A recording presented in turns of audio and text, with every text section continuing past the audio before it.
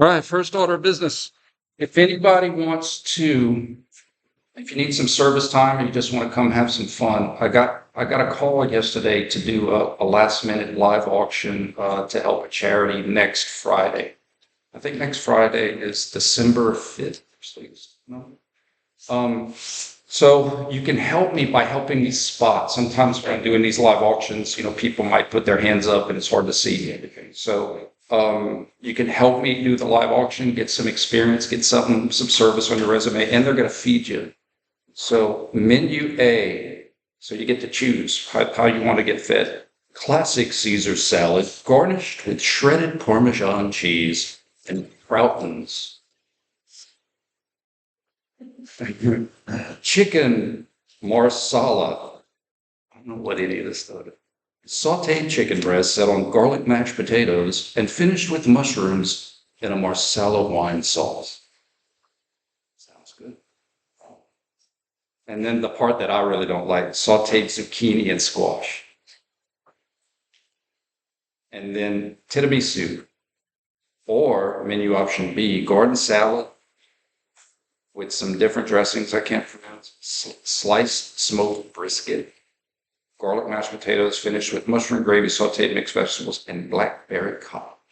So I have a sign-up sheet. No pressure at all after class. If you want to volunteer, like I said, it's not hard work. It's just during the live auction, I just need some help kind of spotting people who bid, and you'll get fed and you get some on your resume. So win-win.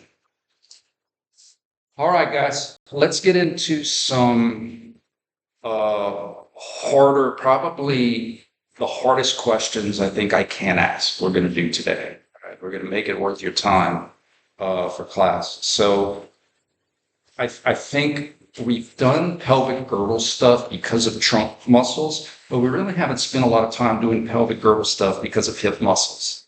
Okay, so I think that's where we're going to go. I got some really good feedback.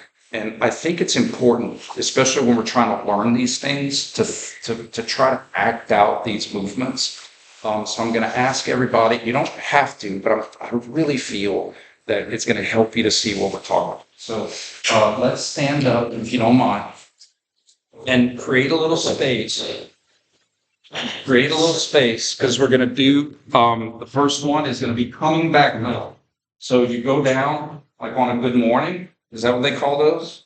Never lifted a day in my life. So you come here, and we're going to start from this position, and we're going to come back up. Okay? We're going to keep our back. So notice, you don't really get a lot of motion from just trunk stuff. You don't want too much motion, and you're protecting your vertebra, protecting nerves and arteries. So you'll get some sway of your tree trunk, but you don't want to have your tree do like a slinky. Does that make sense? So straight back. We're going to start here, and we're going to come up. Now, the pelvic girdle rotation was posterior, right? When I came up, that's the verbiage that I'm going to use on the test.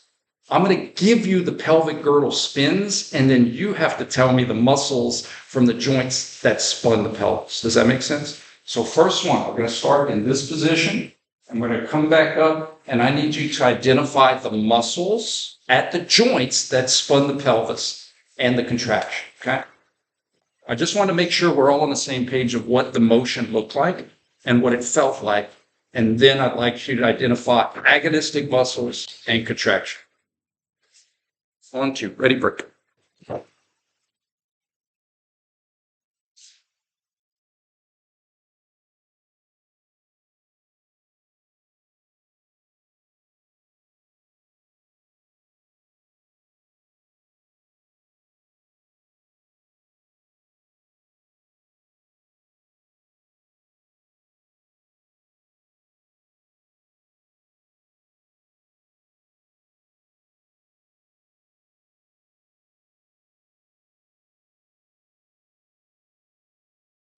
From far away, look, Curie.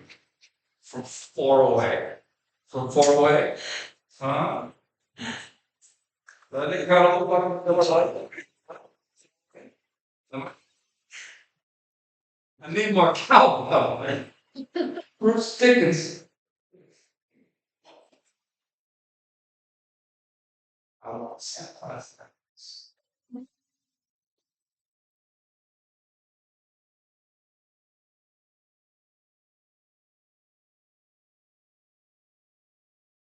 Today, I'm not going to force you to socialize. So if you want to ask your neighbor, you can, but I do want for us to do these movements to make sure we understand what I'm asking and for you to feel it. So that way, if I ask that on the test, you're more comfortable in your answers. Okay? And I'm also going to wait till everybody has their stylus or their pencil down before I answer to give everybody time. Did I say that word right? Stylus. A styloid process. That was a fun word.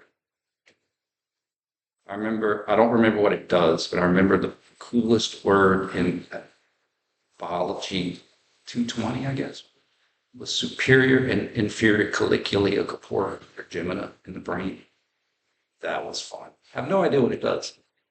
It's for the fun word. Okay. Everybody's almost there. Okay. Bilateral hip extensors working concentrically the two posteriorly pelvic girdle rotates. Does that make sense? The hip extension pulling muscles. I'm going to teach you who those are in biomechanics, but I need hip extensor muscles because gravity's trying to flex me. So I need hip extensors making the hips extend, but in doing so, posteriorly pelvic girdle rotate. Because the posterior pelvic girdle rotation is the spin of the pelvis, which happen to have the sockets of the hips. Right? Does that make sense? Okay, that was question number one. Question number two, stand up. So, this is going to be a little trickier. Let's go weight on the right leg. Obviously, use your chair or your table for balance. And then what I want you to do is hike up the left hip. So you should have right lateral pelvic girdle rotation when that happens. Remember, when the upper extremity is fixed, it's because of trunk muscles. When the lower extremity is fixed, like with friction from the ground, it's going to be hip muscles. Okay? So big hint. I want you to be able to tell me which major agonistic group was responsible for this right lateral pelvic girdle rotation when my right leg is on the ground. Go.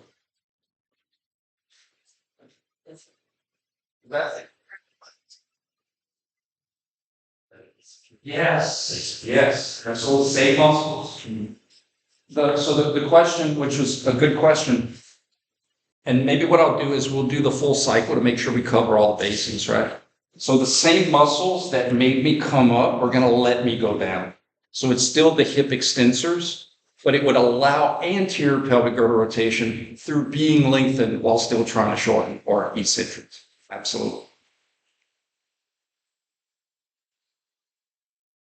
So standing on the right leg, and we're going to do right lateral pelvic girdle rotation. On the test, I might just give you a picture of me or someone else just standing on their right leg.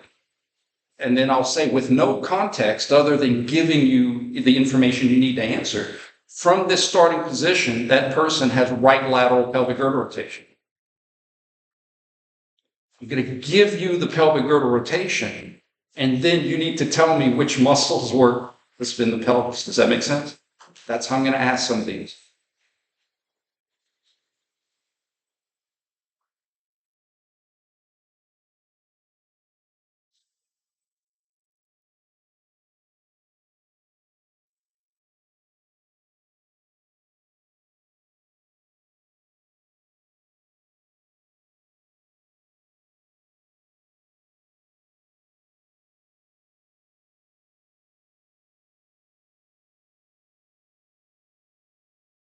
Does anybody know what tiramisu is? It's a dessert that has like coffee and cinnamons. I've tried it once or twice. I thought it was Yeah, I guess it depends like where you get it, right? Like, true. I like think ours was from Albert's. yeah, you could have like chicken noodle soup that's meh, and you could have chicken noodle soup that's like meh. Yeah. Also love cannolis. It's so good. Blood sugar is spiked just thinking. All right, guys. And again, I'm waiting time because I want to give you a lot of examples, but I want to give you time to think about it. Okay. So does anybody need 30 more seconds or need a little bit more time? Okay. The answer was your right hip abductors working concentrically. So the same concept, the same muscles that made your pelvis do this would let you come down, right? They're eccentric. So if we looked at it from motion, the right hip abductors are going to make my right lateral pelvic girdle rotation happen because they abducted. My right hip abductors did the right hip abduction. Do you remember that from exam 2? In fact, if you balance or stork stand, you would feel your muscles on the outside of your hip. That's because those muscles can either do this or this. That's how they pull. Now, what about the trunk? Well, the trunk did have left lateral, but I didn't necessarily need my trunk muscles to do so. What I mean by that is if I'm standing and I say, hey, the left lateral is pull, I'm going to do this. Until my right hip muscles contract concentrically, my pelvis isn't going anywhere because this isn't fixed. And friction is preventing me from this. So it has to be my right hip muscles. And you can feel that fire when you do this. I'm not saying stuff isn't happening here to help keep my center of mass over my base of support, but in terms of making my pelvis do this, no different than if I did this and I'm like, hey, trunk muscles, maybe go back up. The trunk's like, dude, I'm free to move about the country. Until my right hip extensors work, my pelvis isn't coming back. Same, just in the front of the line. All right, let's do another one. I'm going to take away the element of your feet on this first one. And I'm going to go kneel. And then from here, I'm just going to give you the pelvic girdle rotation. And obviously, I'll move to make sure everybody can see. Start position. And from here, I have right transverse pelvic girdle rotation. And I'm asking you what sped up, what made the right transverse pelvic girdle rotation happen. So there's no external forces. So muscles have to shorten to make motion happen in the absence of external forces. So you know it has to be concentric. And you know it has to be muscles that pull in that direction of hip motion. I'm hiding the feet to try to make it a little harder to see, okay? So the question is, on your knees, hide the feet, but my hips are still in anatomical. My knees aren't, my hips are. From here, I have right transverse pelvic girdle rotation, and I want you to tell me which agonist at the right and left hip, giving you the contraction, it's concentric. See if we can remember the motions. So which muscles at the right and left hip were responsible for right transverse pelvic girdle rotation from this starting position?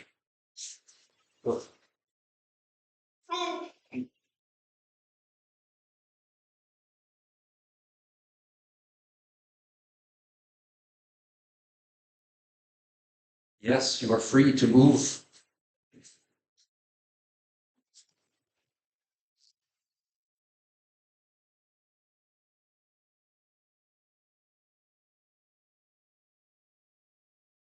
Remember pelvic girdle rotation, not trunk rotation.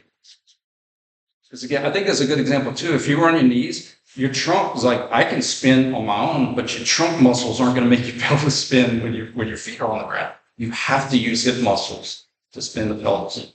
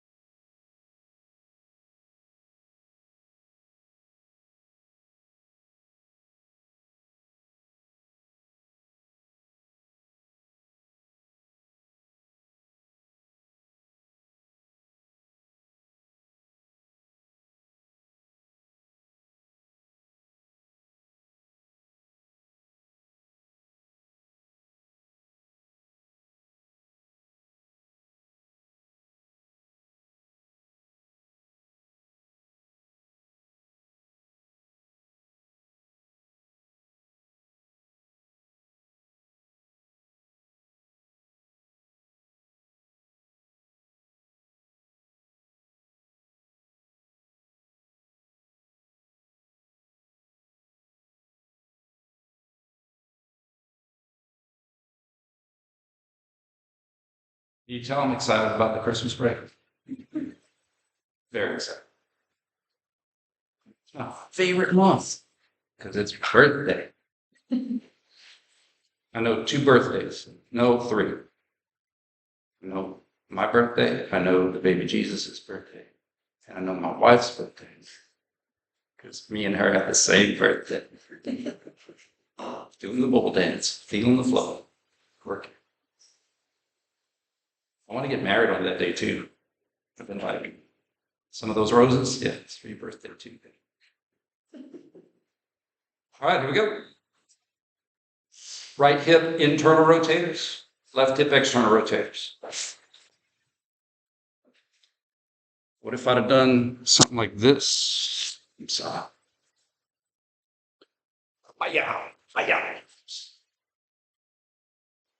just the variation. From here, I do this.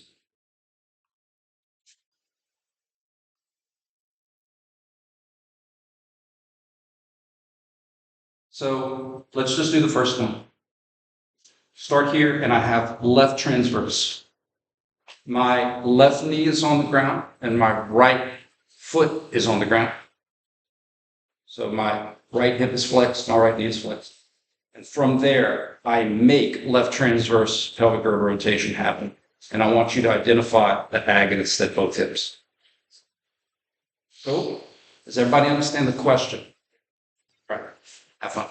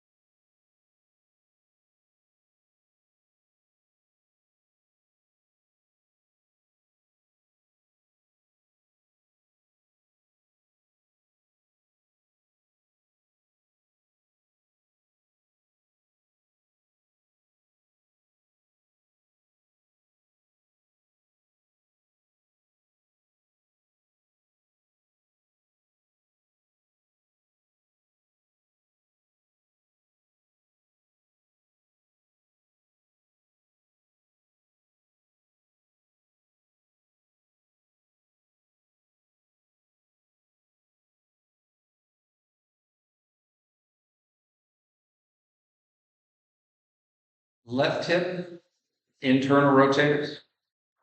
Right hip, horizontal abductors.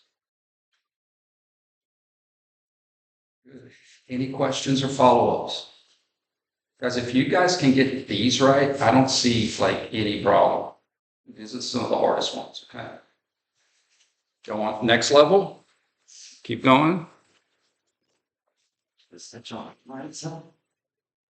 All right, here's a blast from our Unit 2 pass. I start here, and then I make myself do this.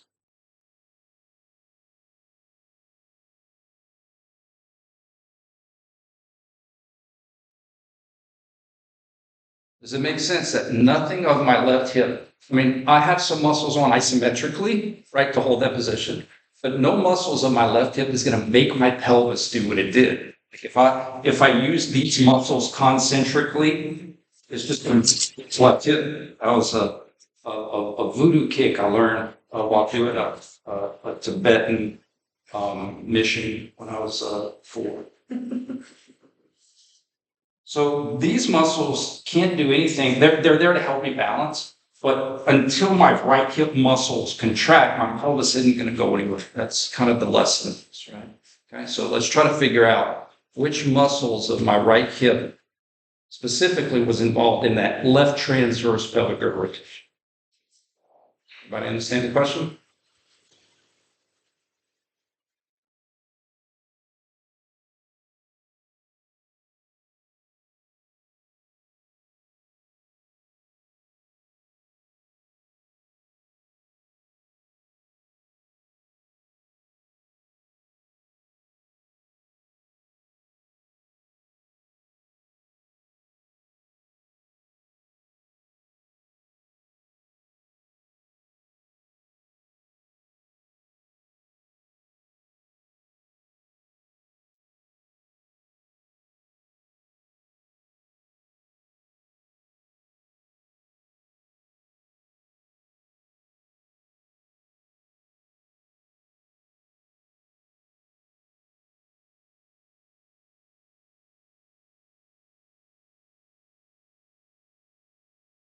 Right hip, horizontal abductors. Concentric to make it happen, eccentric to let it go back. Cool. Any questions? All right, I'm going to give this next one verbally. Your hips are flexed, your knees are flexed, you're laying on the ground. Someone is folding down your feet. You're about to do some full sit-ups. This class is not meant to tell you which exercises are good or bad. I'm just trying to teach you how the body works through muscles, okay? Campbell said, do full sit-ups. We learned in another class never to do that. I don't care. Just trying to give you examples to practice muscles, okay? I told you your tree can bend, but your tree can't do like a slinky unless you work at the circus. So your trunk can't really get you very far. That's what we call crunches, right? When you just move your trunk. So you have to move something else to get you all the way up for the sit-up, right? To get your knees to touch it, your elbows to touch your knees. So let's analyze that. What muscles of the hip would make you come up for a full sit-up type of contraction, lower you down for the sit-up type of contraction. And let's also be mindful of the pelvic girdle rotation that would be happening, because that's how I may ask it. I may say, you're here and then you have anterior or posterior pelvic girdle rotation. It's just giving you the different variables so that you could solve for what I'm asking, okay? So full sit-up, let's start with our backs on the ground and let's come all the way up. Agonistic groups in contraction, lowering yourself down, agonistic groups in contraction, and then let's communicate which pelvic girdle rotation would coincide with coming up and down.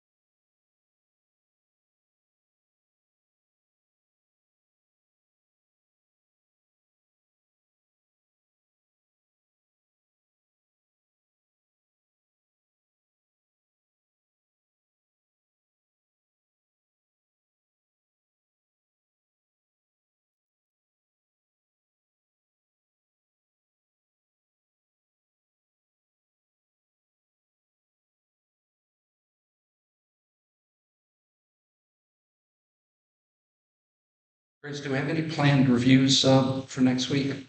Yes, Monday, we'll have notes at 5:30. 5:30. I think we might be there a little bit earlier, like at 5:15, if anyone who has like time constraints. And just a reminder, these sessions aren't meant to start from scratch. Like that's not, these are, you put in the work, you've been studying, but you just need some fine tuning or some practice, clarification. Okay. All right, if I gave you, you're doing sit-ups, I'll give you before and afters, after befores, and I say, hey, you're going back and forth doing these functions. What would be happening specifically during posterior pelvic girdle rotation? So if I asked you that specifically, agonist and contraction for posterior pelvic girdle rotation, I'll give you 30 seconds. Agonist and contraction for the posterior pelvic girdle rotation. Because remember, on the test, I could ask you to figure out what motion's happening, or I could just give it to you. This exercise is happening. It's a fluctuation, shoulder flexion and cervical extension. Shoulder flexion and shoulder extension. What would be happening during the flexion? What would be happening during the extension? So I can ask it that way as well.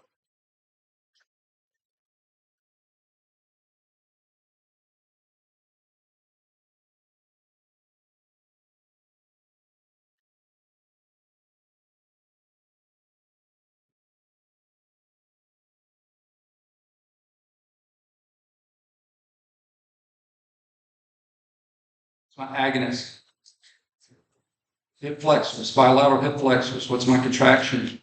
Eccentric, outstanding. You're working your hip flexors. That's why it's more efficient when someone holds your feet down to help anchor your lower extremity. And that's why I don't think they do this anymore, but when I was a kid, we'd have the presidential fitness test and how many push-ups, sit-ups, you would just go all out. And when you would finish doing the sit-ups, like you felt it here, right? And your hip pulses. Okay, how about this one? Let's do a stretching question. You're standing, let's say your hips are abducted from anatomical, just to make sure we feel it. And from here, I have left lateral pelvic girdle rotation. I'm giving you the motion. Starting here, I have left lateral pelvic girdle rotation. Which agonistic muscle group would I be stretching at the left hip? What would be the group of muscles that I'd be stretching at the left hip? Starting in this position, my hips are abducted. From here, I do left lateral pelvic girdle rotation. Which group would be stretched at the left hip? Go.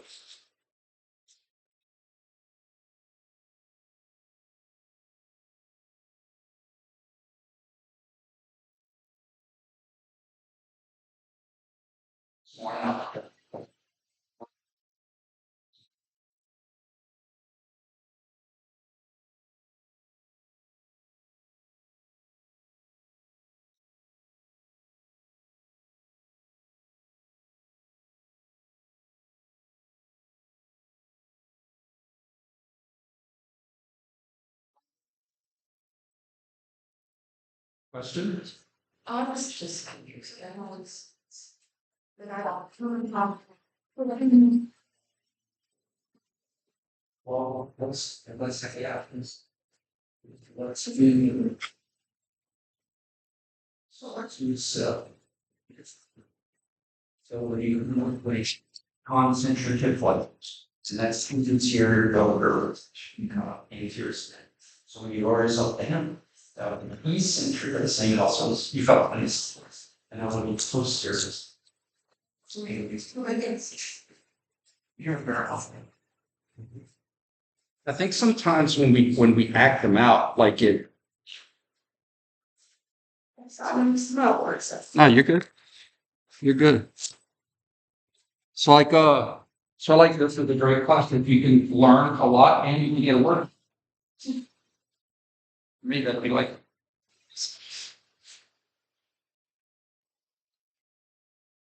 We went and played top golf last night, and I'm sore in places, but I didn't even realize I had places. That's when you know you're about to hit football. All right, guys. What group of muscles would I be stretching in my left hip? My ababas or my adductors? ADs, good. I'd be stretching my adductors, my left hip adductors. Does that make sense? Because when I have left lateral, my left hip is going to have abduction, so therefore I'd be stretching muscles that pull in the direction of adduction. Muscles can only pull. And in doing so, when they get closer together, they shorten. And when they get further apart, they're being lengthened.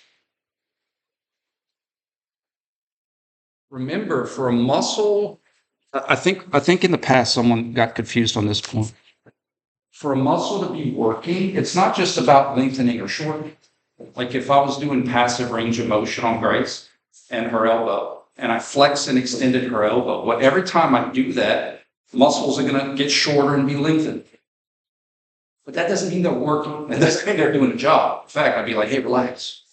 So, in other words, remember one time a student got confused because they were like, why would it be abductors when I'm adducting, these muscles are getting shorter? And I'm like, you're right.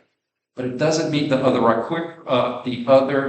criteria of them doing a job. It's shortening and lengthening while you're being recruited to pull more than rest. Does that make sense? That's why that's actually why we start off with, hey, let's identify who's working, whose light switches are on, and then look at the motion to see if you're shortening or lengthening. But when I'm doing a curl and I flex my elbows while I'm using my flexors, technically my extensors get longer, but they're not being recruited into a job. So that's why they're not contracting. It's not eccentric of my extensors just because they're linked. They're being linked. All right, how about another one? Are these being helpful? It's good. Okay, let's do another one. Let's see what I can do here. Let's do a reverse crunch. A reverse crunch. So that's the one. That's the one that I wish I had the computer up on. Oh Lord, Grace, I'm gonna need your help to get back up. Let's see what happens. Let's let the face aside.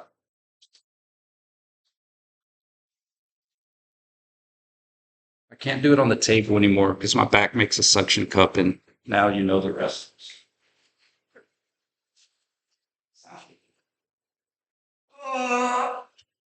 This is a judgment-free zone, right, guys? So just in case, just to make sure we're talking about the same thing, upper extremity is now going to serve as my lower extremity here, and I'm going to take the pelvis, and I'm going to have anterior and posterior tilts. Posterior, anterior, posterior, anterior. Does that make sense? Okay. So let's do them both. What would happen? What would be the agonist and contraction at the trunk when I have posterior pelvic girdle rotation and then anterior pelvic girdle rotation? Muscles and contractions.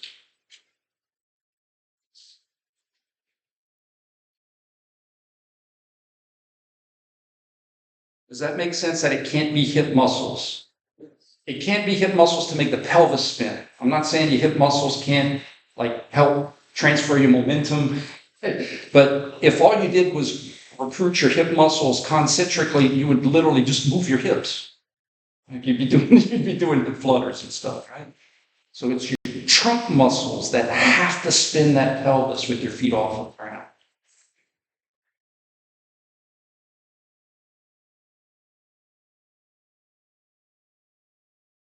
Grace, think about if there's any other example that you've remembered.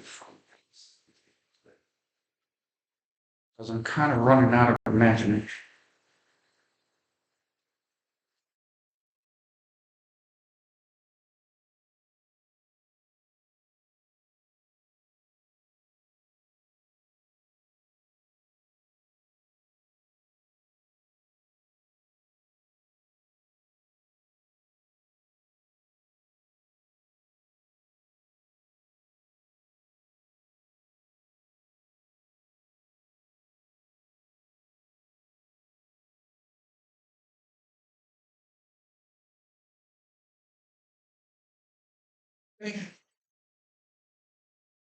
Posterior would be because of the trunk flexors working concentrically. And those same muscles are going to make you post and let you anterior. You wouldn't need, if you use your extensor muscles, you'd literally slam your feet into the ground. So the same muscles that made you posterior are going to let you anterior through eccentrics. But the motion of the trunk is going to be when you posterior, you can have trunk flexion. And when you anterior, you can have trunk extension. That's the key. That from here to there is the same as from there to there. You have the same motion. You have the same bend. Same bend. Same sway.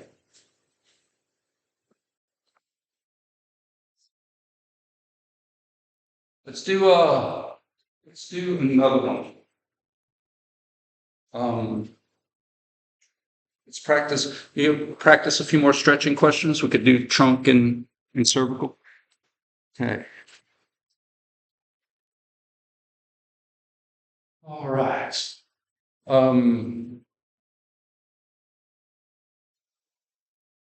Let me reverse engineer the question. What position would I have to be in if I wanted to stretch right transverse cervical rotators? So that's the question. What position, and I want you to act it out. What position would I need to put my neck to stretch right transverse cervical rotator?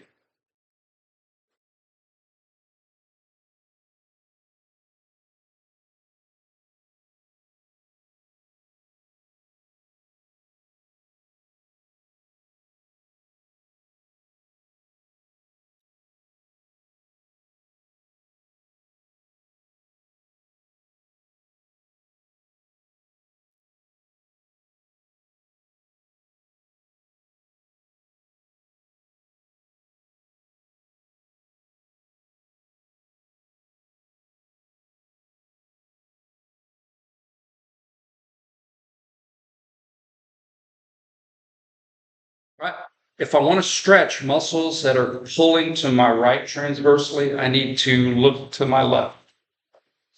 Again, I'm going to teach you who those muscles are in biomechanics, but you have muscles that pull in every direction of motion. That should just kind of be, it makes sense. Like if you had a puppet and the puppet had joints, you'd want strings that pull in every direction of motion allowable in the puppet. The only difference is puppet strings only pull up. We have muscles that pull up and down. It's the only difference. Okay. All right, what about this tricky question? You are, and if you can visualize it, great. If you want to act it out, great. You're standing in front of class looking at the chalkboard.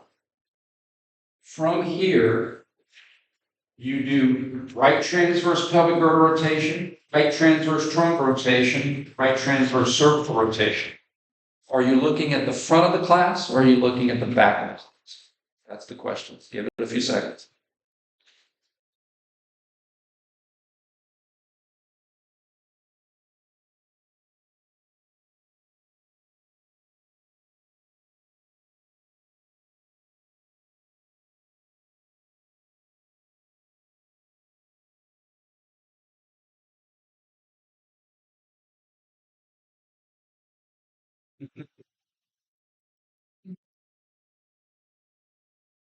So I know what you think, and you're like, Campbell, you can't ask this on the final. Yeah, but practicing our motions can really help us to get some of these right. Like if we're not clear on some of these movement things, how are we going to be able to get muscles and agonists and stretches? And because I could ask it as a stretching question. But I think it's important to still review your motions. How are you going to get the agonists right if we don't get the motions? Okay, so where are we looking? To the front or to the back? To the back. Absolutely. Now did, baby, did. Yeah. All right. Next one. Let's see.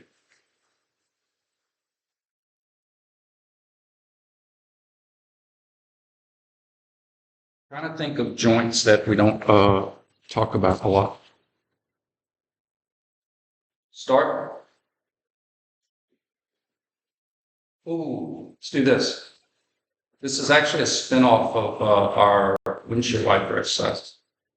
It's an open-ended question. This is what you observe.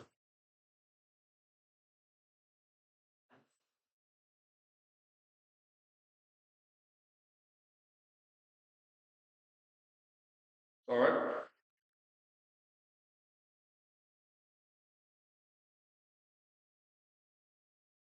Finish. Agonist and contraction. Open-ended question, because I want to make a point first, and then I'll get into how I could ask different questions. So I did a full range of motion, right?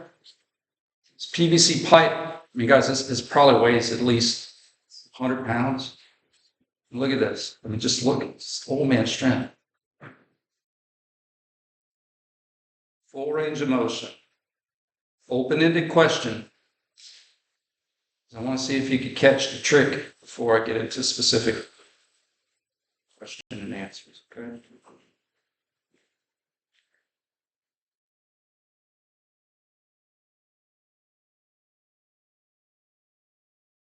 Think of anything I missed?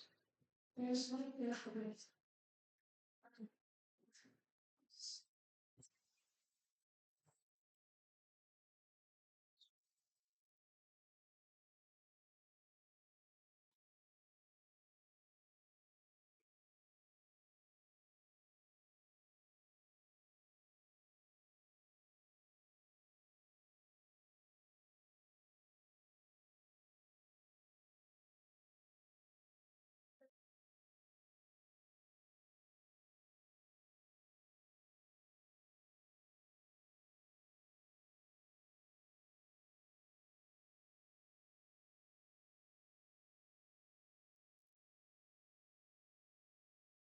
All right, here we go.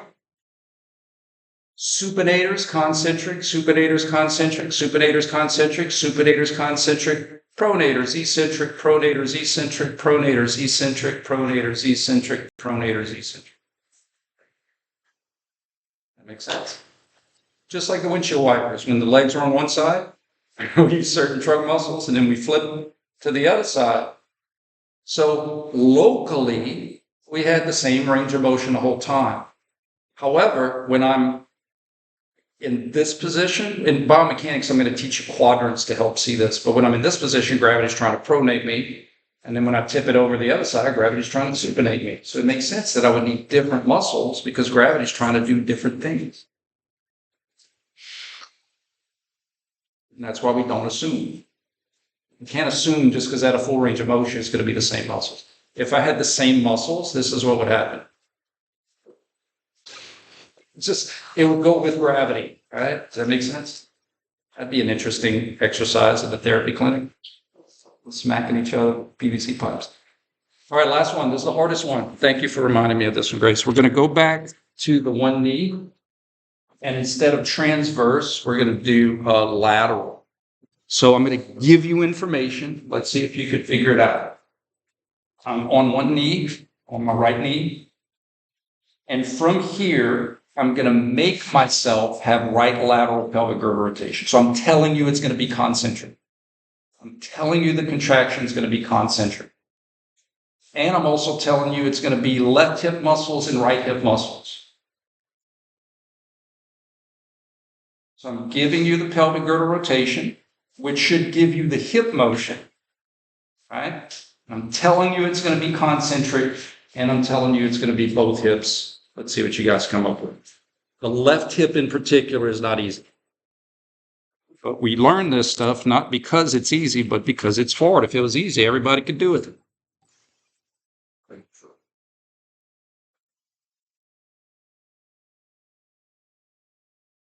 Right lateral.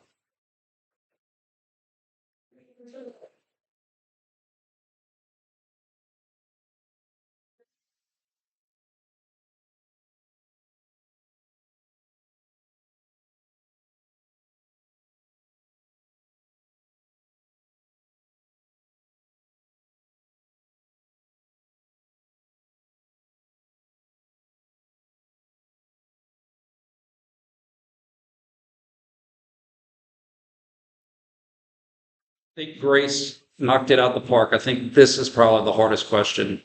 Okay, well, I know the pelvic girdle gets tricky too, but this one's really tough because it's hard to see that hip motion, the left hip motion in particular. It's not easy to see. So that's why we got to use references. That's why we got to use references. And if it's hard to see when the socket moves about the ball, move the ball about the socket and say, well, wait, when I start here and I do this, the same motion when I move the socket has to get me to the same place relative to those two bones. That make sense?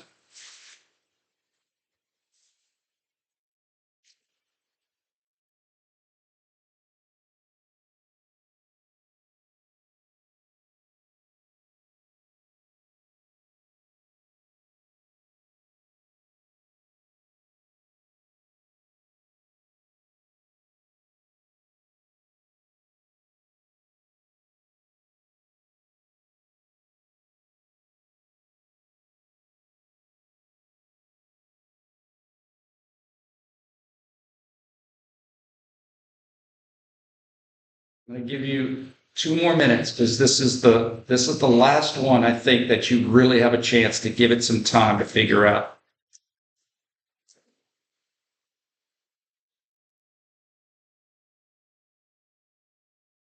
I think just to make sure my right knee was on the ground. True. Just want to make sure. It's all good. My right, your left.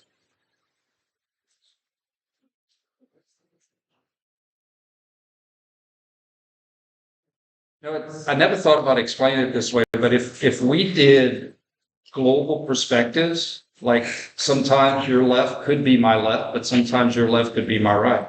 So the reason we go local is because it's always going to be the same. Your right will always be your right, and your left will always be your left. The person you're working with, their right leg is always going to be their right leg. So we go from the person's perspective that we're observing. You can become that person. You can become that person, but that's why we do it, so that it's consistent. I want to see you guys do this for Thanksgiving when you're showing your family what you're learning in college. Come on, Grant. Good. Right. Right hip abductors and left hip external rotation. If you got that, that's awesome. And if you didn't get it, that's awesome because you have a chance to get it. Right? Helping you to see. Think about how far we've come since the first lecture on muscles. Dude, the first lecture on muscles, you guys were like, this dude, I've heard stories, but this guy is really out there. I get it. It's not traditional teaching. Have you seen a PowerPoint yet? No. But I think we've come a long way. We've come a long way. All right, guys, I'm going to let you go. If anybody's interested in helping me at that live auction, that live charity auction, give me no commitments. If you just want more information or you just want me to, if you're just thinking about it, just give me your contact here, go there, and I'll reach out. My people pass. Yep. Sure. Okay, I'm going to record this just in case. So let's go back to motion. This is weird. First of all, we need to remember that this is external rotating and this is internal. Are we good with that? Because it's no different. This is external. This is internal. Okay. When I do right lateral pelvic girdle rotation and I move the socket about the ball, watch this. Freeze rate. That's my new position. I went from here to there. It's just instead of moving the ball, I move the socket. Does that make sense? That's not easy, but we can try to use the clues to help us see it better. Where did I start? Where did I finish? And how did I have to get there? Yeah, that's good to see it. And you're not here. Join the club. Every time I do that, I have to literally. Now, what works for me is how would I have to move it to go back? That always works for me. So I struggle with seeing it when I move the socket. So what I'll do is I'll freeze and say, how would I have to rotate my hip to go back to anatomical in an open chain? I'd have to internally rotate to go back. So therefore, I proved I had to externally rotate. That's how I do it. But. All right, guys, you have a good one. Have a good one. Yay.